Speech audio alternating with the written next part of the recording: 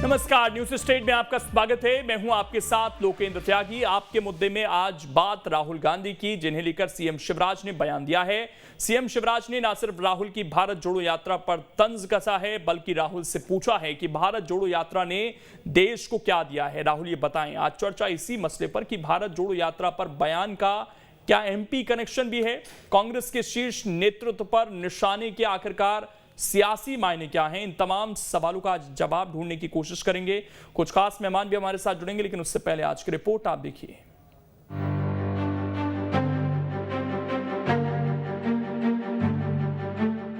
गए थे हरिभजन को ओटन लगे कपास। यात्रा ने दिया क्या, ये तो बता दो देश को। राहुल जी की मानसिक आयु पे मुझे सदैव संदेह होता है।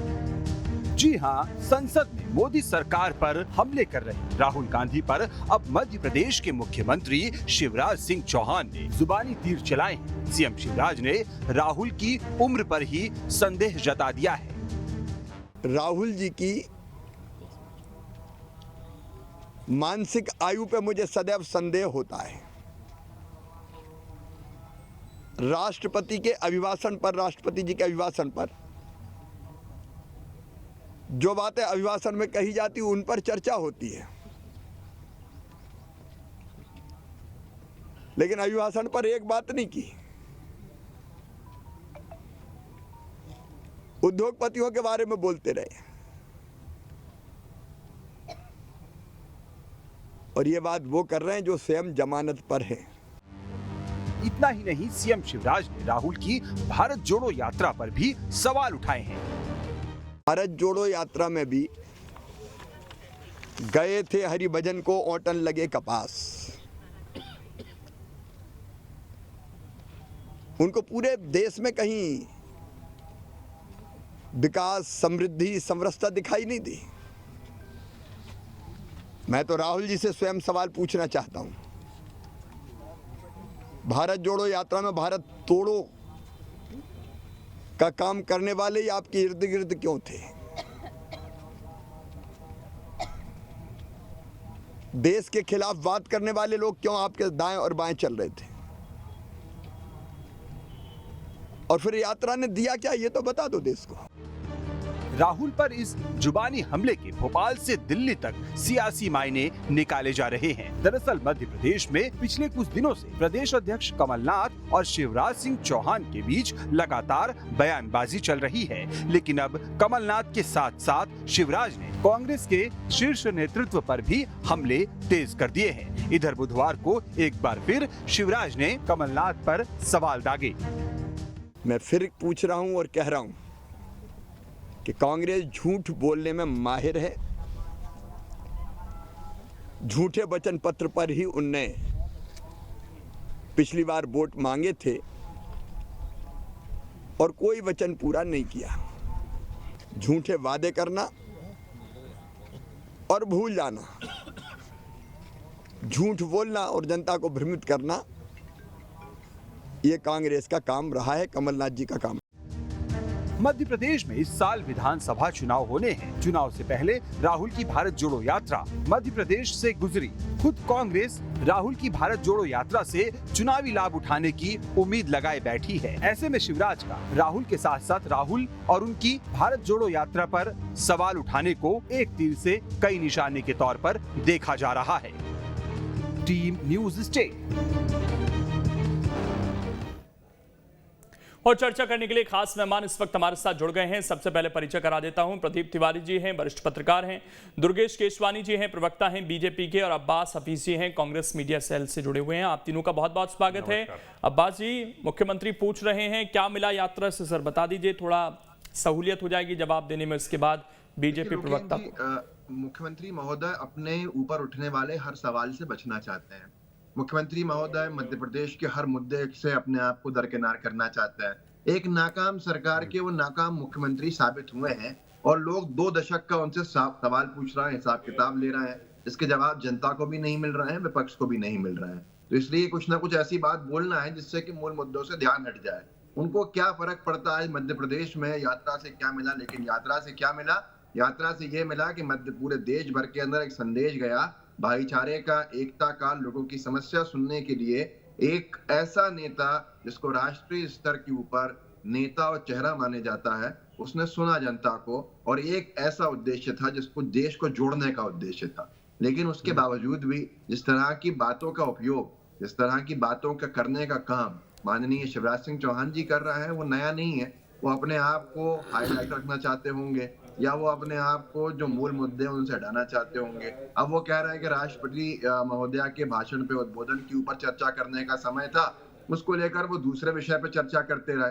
तो मैं माननीय मुख्यमंत्री महोदय को बताना चाहता हूँ, क्योंकि वो भी सदन में, लोकसभा में रहे हैं, और राज्यसभा लोकसभा के अंदर कुछ रूल्स हैं जिसको लेकर चर्चा किसी विषय पर अगर करनी होती है तो उस पर उसका आप नोटिस देते हैं। विपक्ष ने रूल 267 का नोटिस दिया राज्यसभा अध्यक्ष को, और महामहिम महोदय ने, उपाध्यक्ष महोदय ने इसको लेकर कहा कि आपके पास, अध्यक्ष महोदय ने इसको लेकर कहा, ओम बिरला जी ने, कि आपके पास पर्याप्त समय है, बोलने का मौका है, तो 267 की जगह पे आप अपनी बात को वहां रख सकते हैं जब सदन चल रहा है बजट सेशन के दौरान, इसलिए रखा जा रहा है।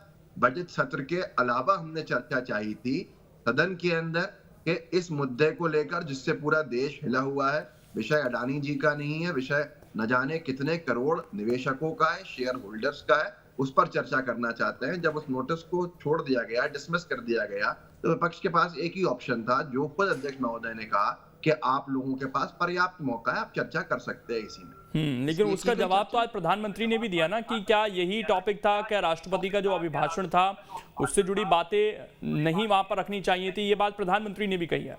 क्या जो राष्ट्रपति ने इसका मतलब सारी बातें कही उससे आप इत्तेफाक रख रहे हैं? नहीं लगता, और क्या हम सबको नहीं लगता, करोड़ों करोड़ रुपया उस मध्यम वर्गीय परिवार के लोगों का फंसा हुआ है, जो आधा हो गया रातों रात। और इतने गंभीर सवाल अगर किसी और पे लग जाते तो फिर बात बहुत दूर तक जाएगी कि कितनी सारी एजेंसीज लगा दी जाती। निष्पक्ष जांच की मांग, जेपीसी की मांग, ज्वाइंट पार्लियामेंट्री कमेटी के तहत जांच की मांग, एक सुप्रीम कोर्ट के वरिष्ठ जज की निगरानी में जांच की मांग, क्या ये विपक्ष की मांगों का जवाब मिला है? नहीं मिला है। क्या ये गंभीर विषय नहीं है कि लोग अपने पूरी पूंजी जो है वो गंवाने के कगार पर बैठे हों, और इतने गंभीर। तो अब्बास जी, मैं एक सवाल और पूछ लेता हूं इससे जुड़ा हुआ, उसके बाद दुर्गेश जी से मैं लेता हूं। इसमें क्या आप ये कहना चाहते हैं कि शेयर बाजार में जो जो नुकसान हो रहा है, हालिया कई हमने देखा आईपीओ आए, कई कंपनियों के बुरी तरीके से डूबे, पैसा आधा रह गया, तो सबकी फिर जांच होनी चाहिए उसी तरीके से? सिर्फ वो नहीं, हाँ। वो नहीं, सिर्फ गंभीर आरोप हिंडनबर्ग रिसर्च ने लगाए अंतरराष्ट्रीय स्तर के ऊपर, हमारे यहाँ निवेश को लेकर एक पूरा विश्वास टूटा है। उन आरोपों पर क्या जांच भी नहीं होगी? क्या उसको भी राष्ट्रवाद का आड़ दे दी जाएगी और जांच से भाग जाया जाएगा? सदन में चर्चा भी नहीं करें, जो चर्चा करेगा वो भी देशद्रोही हो जाएगा, जो चर्चा की मांग करके जांच की मांग करेगा वो भी देशद्रोही हो जाएगा।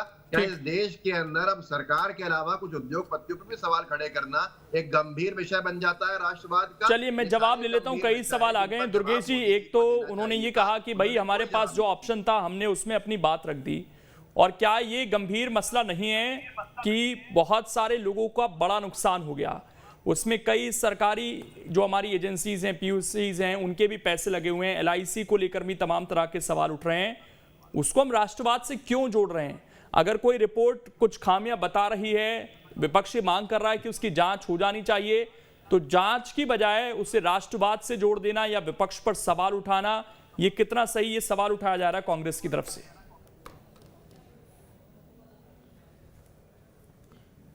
देखिए लोकेन जी, सबसे पहले तो हमारे जो कांग्रेस के काबिल प्रवक्ता साथी बैठे हैं, उन्होंने कहा कि मुख्यमंत्री जी नाकाम साबित हुए हैं।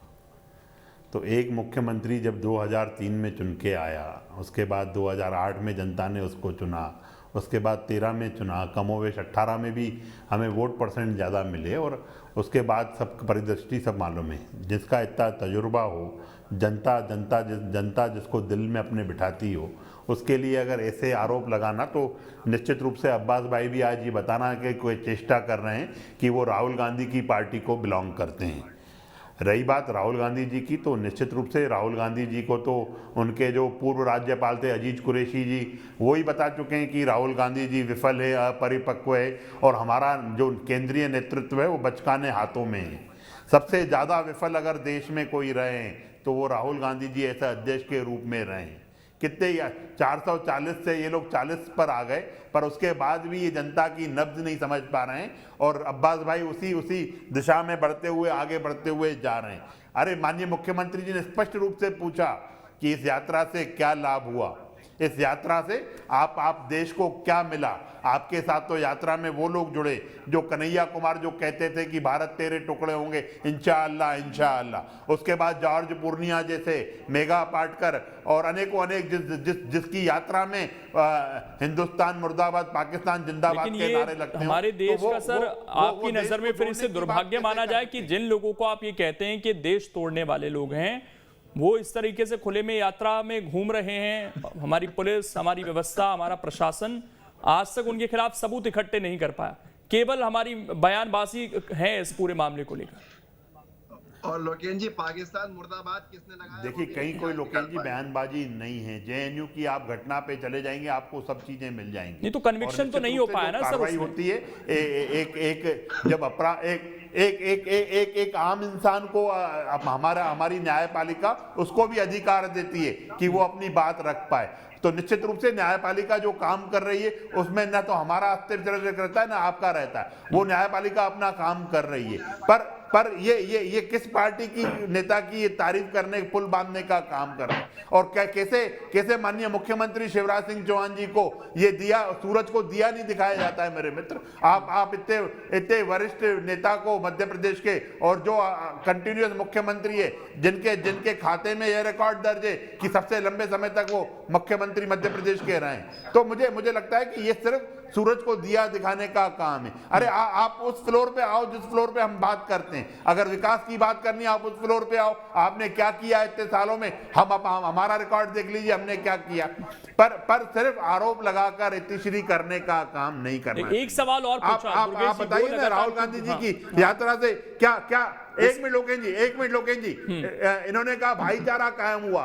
क्या भारत में भाईचारा नहीं था क्या पहले जब यात्रा नहीं निकली थी? क्या भारत जुड़ा हुआ नहीं था क्या? ये सिर्फ भारत जोड़ो यात्रा, ये एक शगुफा, एक बच्चे की जिद के लिए इन्होंने ये यात्रा कर ली। पर इस यात्रा का लाभ तो बताइए, इस यात्रा से लाभ क्या हुआ? क्या भारत पहले जुड़ा हुआ नहीं था? भारत में पहले भाईचारा नहीं था? भारत में पहले मोहब्बत नहीं थी? आज भी हम सब लोग एक आपस में सब लोग मिलजुल कर रहे थे। तो ऐसा क्या फायदा हो गया इस यात्रा से? और ऐसे लोग क्यों इस यात्रा में चल रहे थे जो देश की बात कर रहे हैं? और एक जो इन्होंने अब्बास भाई ने एक क्वेश्चन, आपको तो खुश होना चाहिए ना इस बात पर कि अगर कोई यात्रा से फायदा नहीं मिला तो पॉलिटिकली तो आप लोगों के लिए ये खुशी होनी चाहिए। आप क्यों पूछ रहे हैं क्या फायदा हुआ इसका, अगर आपकी नजर में ये फेल है? नहीं तो अरे बिल्कुल फेल है, 110% फेल है। इसमें यात्रा में आप क्यों नहीं निकल के आए? क्यों आप जो आप इतनी दूर से यात्रा इतने दिनों तक चलते हुए आए, उस यात्रा से देश को क्या फायदा हुआ? आप तो इसका बात बताइए ना। आप हटके इधर उधर विषय से बात कर रहे हैं। आप और जो अब्बास भाई बात कर रहे हैं, जब सेना बोलती है कि सर्जिकल स्ट्राइक हुआ, जब एयर स्ट्राइक हुआ, उसके आप सबूत मांगते हो। और बीबीसी और हिडनबर्ग जैसी डॉक्यूमेंट्रीज के लिए आपको सबूत नहीं है, आप अपनी बातों ही कहना शुरू कर देते हो। तो ये निश्चित रूप से विदेशी का जिस तरह से इनका झुकाव रहता है। मैं एक आखिरी सवाल दुर्गेश जी आपसे पूछ रहा हूं, उसके बाद मैं जा रहा हूं प्रदीप जी के पास। क्या जो इतना बड़ा ग्रुप है जिसमें बहुत सारे लोगों का नुकसान हो गया, एक रिपोर्ट के आते ही, उसमें आप लोगों को लगता है कि नहीं, कोई जांच की जरूरत नहीं है, वो विदेशी कॉन्स्पिरेसी केवल थी? देखिए वो सब चीजें लोकसभा में चल रही हैं, सब चीजों पे बात चल रही है, हर विषय पे जो प्रश्न कर रहे हैं उसके उत्तर दिए जा रहे हैं। और निश्चित रूप से देश देख रहा है और आने वाले समय में सब दूध का दूध और पानी का पानी हो जाएगा। नहीं तो जांच होगी तभी तो होगा। अभी तक तो ऐसा लग नहीं रहा कोई जांच आगे बढ़ रही है उसको लेकर। देखिए बात संसद में चल रही है और उसकी बातें अगर हम यहाँ चैनलों पे बात करेंगे तो वो अच्छा आपको भी नहीं लगेगा लोकेन जी, और निश्चित रूप से जनता भी में क्या बात चल रही है वही तो जानना चाहते हैं। वो कह रहे हैं कि हमने तो मुद्दा उठाया, हमें जो समय मिला, हम जांच की मांग कर रहे हैं, हमें तो कोई जवाब मिला नहीं। यही तो कांग्रेस पार्टी कह रही है ना सर। अभी माननीय प्रधानमंत्री जी जवाब दे रहे हैं, हर बात का जवाब दे रहे हैं। आज कितनी देर माननीय प्रधानमंत्री जी ने अपनी बात रखी, हर विषय पे बात रखी। इसका जिक्र नहीं था शायद उसमें।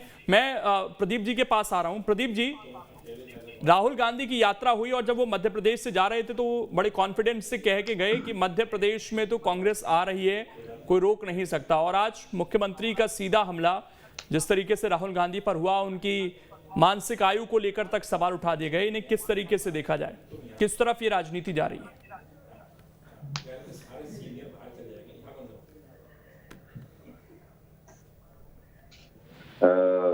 प्रारंभ किया यात्रा, तो मुझे लगता है कि उनको भारत के जो प्रदेश हैं, चाहे मध्य प्रदेश हो, राजस्थान, इनको परखने का मौका मिला है। और यही कारण है कि आप ये देखें कि इनसे जो लोग जुड़ते चले गए, तो एक ये कैसे प्रदेशों में सरकारें चल रही हैं, क्या समस्याएं हैं, क्या कठिनाइयां हैं, जो बहुत सारी चीजें उनको अपने नेताओं के माध्यम से पता चलती थी, अपने सांसद और विधायकों के माध्यम से, उसका वो बारीकी से इस बार मुझे लगता है कि उसका अध्ययन उनको हुआ होगा।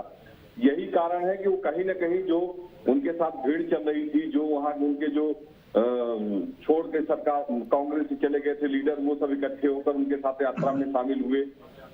जो सारे गुटी दल थे अलग अलग, चाहे वो अरुण यादव जी रहे हो, चाहे दिग्विजय सिंह जी हो, अजय सिंह राहुल हो, वे सब इकट्ठे होकर उनके साथ यात्रा में रहे। तो मुझे लगता है कि कांग्रेस को एकत्रित करने का प्रयास राहुल गांधी ने किया है, लेकिन अब वो एकत्रित चुनाव के समय हो जाए, ये कांग्रेस को तय करना है।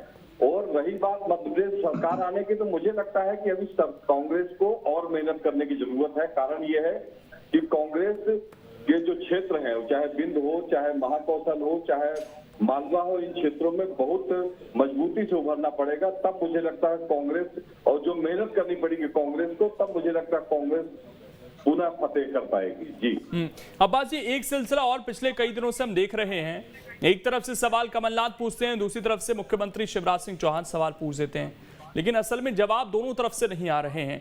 दोनों तरफ से ये पूछा जा रहा है कि आपने किसानों के लिए क्या किया, तो आप भी दूसरी तरफ से सवाल पूछ देते हैं। घोषणा वीर की बात करने लगते हैं, वो कहते हैं कि आपने बेरोजगारों को भत्ता देने की बात कही थी, उसका क्या हुआ?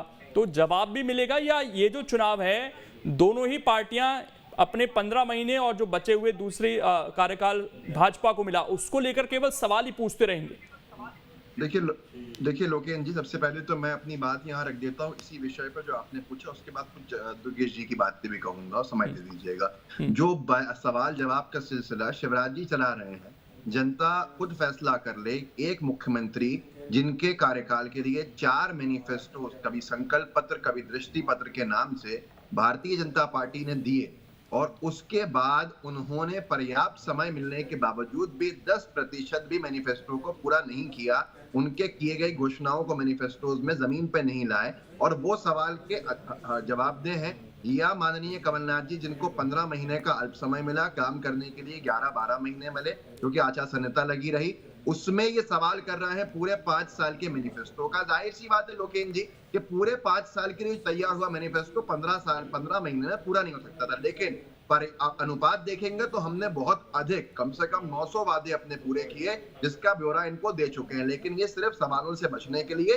सवाल पूछ रहा है, तो आज जनता तय कर ले कि कौन जवाब दे है और कौन नहीं। दूसरी बात, इन्होंने कहा कि हमारे आसपास ऐसे लोग देश को तोड़ने वाले चल रहे थे, आपने सवाल किया, उसका जवाब नहीं है। कन्हैया कुमार पे कहां से हुआ आरोप? मेधा पाटकर पे कौन सा आरोप सिद्ध हो गया कि आप उनको देश विरोधी कह रहे हैं? अगर एक एक्टिविस्ट को आप इस तरह की भाषा का उपयोग करेंगे तो मुझे लगता है गलत होगा। इन्होंने कहा पाकिस्तान जिंदाबाद के नारे लगे, महेश्वर में सरकार की तरफ से एफआईआर दर्ज कराई गई। उस नारों को लेकर मैंने तब भी बयान जारी किया था कि ये शरारत इनकी तरफ से हुई है और कभी भी ये किसी को नहीं पकड़ेंगे, क्योंकि अगर ये पकड़ लेंगे तो बेनकाब हो जाएंगे। आज तक भारत जोड़ो यात्रा मध्य प्रदेश से भी निकल चुकी, संपन्न भी हो चुकी है, लेकिन आज तक 3 महीने पूरे हो जाएं, उसके बावजूद भी इनके हाथ में कोई भी नहीं आया। सरकार की नाकामी है, एजेंसीज नाकाम है, गृह विभाग काम नहीं कर पा रहा है, या किसी व्यक्ति ने जो पुलिस की नाक के नीचे पाकिस्तान जिंदाबाद के नारे लगाए उसको जाने दिया।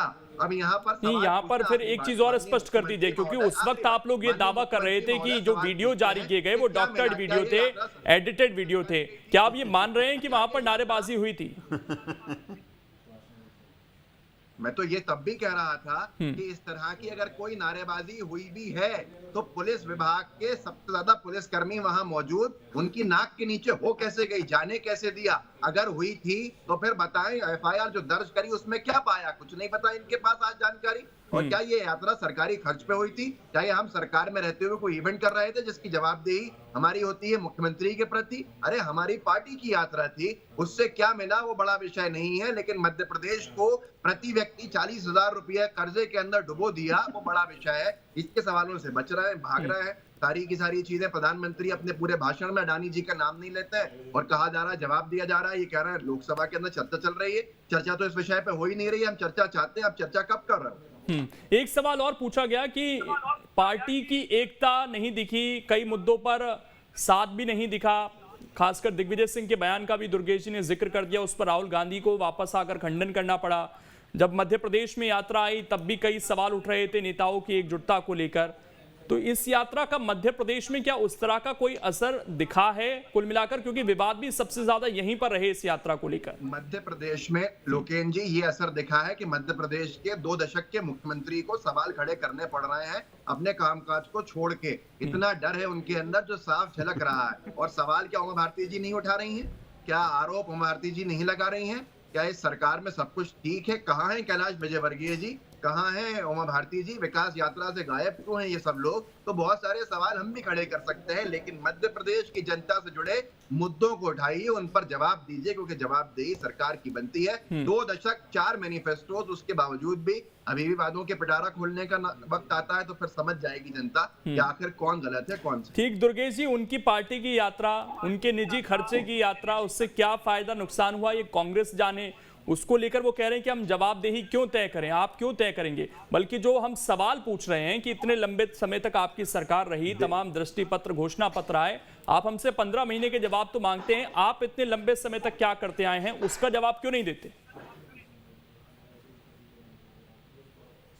देखिए लोकेन जी, जब हम 2003 में अपना संकल्प पत्र लेके आए, अगर लोकतंत्र में जनता ही जनार्दन है, जनता ही सब चीज़ें तय करती है, तो जब 2003 में हमने वादे किए, जो संकल्प हमने लिया, तभी जनता ने हमें 2008 में आशीर्वाद दिया। फिर हम जनता की अदालत में 13 में गए, तब जनता ने हमें आशीर्वाद दिया। 18 में हम जनता की अदालत में गए, जनता ने हमें आशीर्वाद दिया। तो जनता, ये तो लोकतंत्र का पैमाना ही जनता है, जनता तय करती है। और उस जनता को आपने कभी उसका कभी फिक्र नहीं की। अभी अब्बास भाई ने बहुत अच्छी बात बोली, यात्रा बड़ा विषय नहीं है, तो निश्चित रूप से राहुल गांधी जी को बोलना चाहिए, ये इनको ट्वीट भी करना चाहिए कि हमारे लिए यात्रा बड़ा विषय नहीं है, हमारे लिए बड़ा विषय। और जनता के हित के आपने कौन से काम किए ये तो बताइए। क्यों 15 महीने में आप नीचे सरकार को आपको गंवाना पड़ गया? आप अपनी इसलिए, और जो तिवारी जी अभी बात कर रहे थे, इस यात्रा का लाभ इसलिए भी कहीं पूर्ण देश में मिलेगा न प्रदेश में मिलेगा। अभी आप देखिए कमलनाथ जी और अरुण यादव जी की अदावत, हम अनेक टीवी चैनल्स पे इस चीज को बहस कर रहे हैं। पहले दिग्विजय सिंह जी और कमलनाथ जी सड़कों पर आ गए थे, कांतिलाल भूरिया कहीं दिख नहीं रहे, सुरेश पचौरी जी का कहीं अता पता नहीं है, अजय सिंह राहुल भैया को इन्होंने सतना में जो इनका ओबीसी सम्मेलन हुआ था, जो विंध्य के सबसे बड़े नेता हैं इनके, वो कहीं दिखे नहीं। तो इनको भी एडजस्ट कर दो ना भारतीय जनता पार्टी में। खुद बोल रहे हैं कि मैं खुद पार्टी में वैसे बहुत एडजस्टेड नेता हैं इस वक्त कांग्रेस के। ये सब चीजें, इतनी नाराजगी लग रही है आपको नेताओं की, इतनी फिक्र है, तो इनको भी एडजस्ट कर लीजिए। हमारे यहाँ तो हमारा संगठन,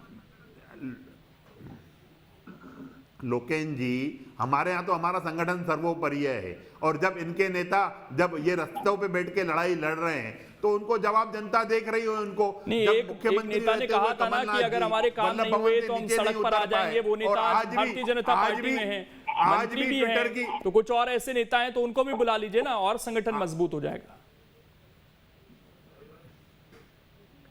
देखिए, वो तो हमारा संगठन तय करेगा, और जो इतने नेता बार बार संपर्क कर रहे हैं, वो निश्चित रूप से वो हमारा प्रदेश संगठन और केंद्रीय संगठन तय करेगा।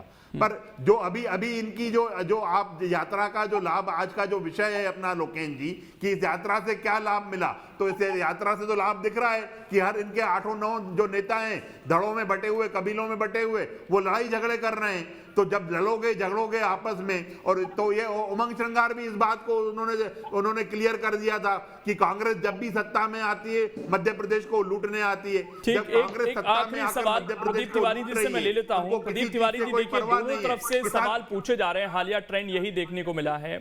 क्या पैमाना केवल यही है कि जो चुनाव जीता, यानी कि उसका मैनिफेस्टो पूरा हुआ नहीं हुआ, वो वहां पर चीजें खत्म हो जाती हैं? ये कांग्रेस के लिए भी सवाल और ये बीजेपी के लिए भी सवाल, आपकी राय में सर? देखिए लोकेश जी, ये बड़ी बात है जब मैनिफेस्टो बनता है और पार्टियां जब लोगों के बीच में जाती हैं तो ये वादा करके आती हैं कि हम इन कार्यों को पूरा करेंगे।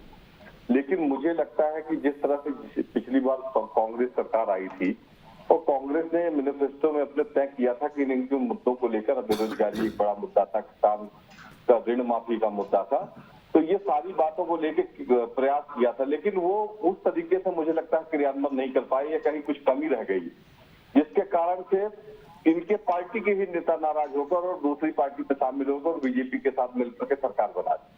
तो मुझे लगता है कि कांग्रेस को भी और बीजेपी ने अभी, आप देखिए बीजेपी जब मैनिफेस्टो बनाती है तो उसके पीछे एक बड़ा रिसर्च किया जाता है और यही कारण है कि आप जहां जहां सरकारें बीजेपी के हैं तो ये 80% वादों को ये 5 साल में पूरा करने का चलिए प्रयास सर, मेरे करते पास हैं। समय इतना ही है, माफी चाह रहा हूँ, रोक रहा हूँ। बहुत बहुत शुक्रिया आप तीनों का जुड़ने के लिए और इस चर्चा का हिस्सा बनने के लिए।